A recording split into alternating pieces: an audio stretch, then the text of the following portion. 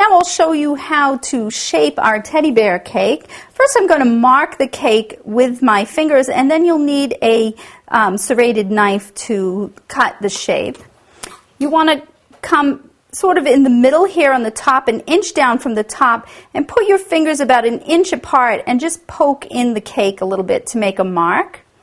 On the side here, you want to come down about 2.5 to 3 inches and put a little poke in the cake there, and then come down another 2 inches and put a little poke there. That one should be just above the halfway mark of the cake. And then you want to put identical markings over here. Now that's our guide for cutting our cake. Now we're going to start over here and just lightly round off the corner of the cake. And then kind of come around. This is the ear. And you want to come down to that first indent. And then straight across. And then back up. And make a cutout like that.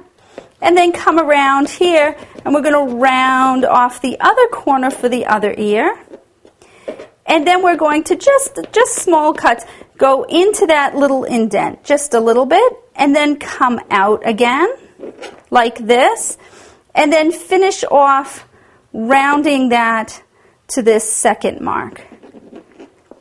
Okay? And then you want to go and do the same thing over here with this indent. You come around, make a little bit of an indent,